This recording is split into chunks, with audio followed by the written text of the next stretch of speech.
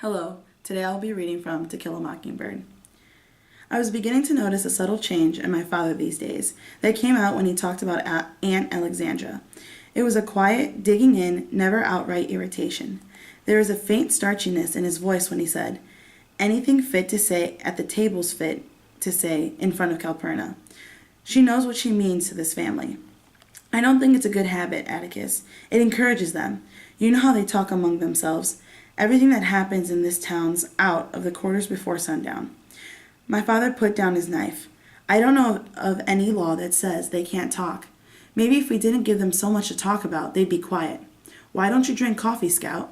I was playing with it with a spoon. "I thought Mr. Cunningham was a friend of ours. He told me a long time ago he was. He still is. But last night he wanted to hurt you." Atticus placed his fork beside his knife and pushed his plate aside. "Mr. Cunningham's basically a good man," he said. "He just has his blind spots along with the rest of us." Jem spoke. "Don't call that a blind spot. He did kill you last night when he first went there." "He might have hurt me a little," Atticus conceded.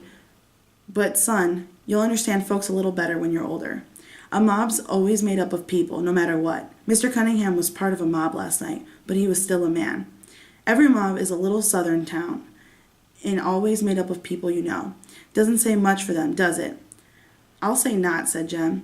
"So it took an 8-year-old child to bring them to their senses, didn't it?" said Atticus. "That proves something, that a gang of wild animals can be stopped, simply because they're still human. Maybe we need a police force of children. You children last night made Walter Cunningham stand in my shoes for a minute. That was enough. Well, I hoped Jem would understand folks a little better when he was older. I wouldn't. First day Walter comes back to school, it'll be his last," I affirmed.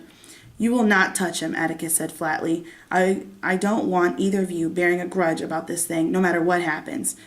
"You see, don't you?" said Aunt Alexandra. "What comes of things like this. Don't say I haven't told you."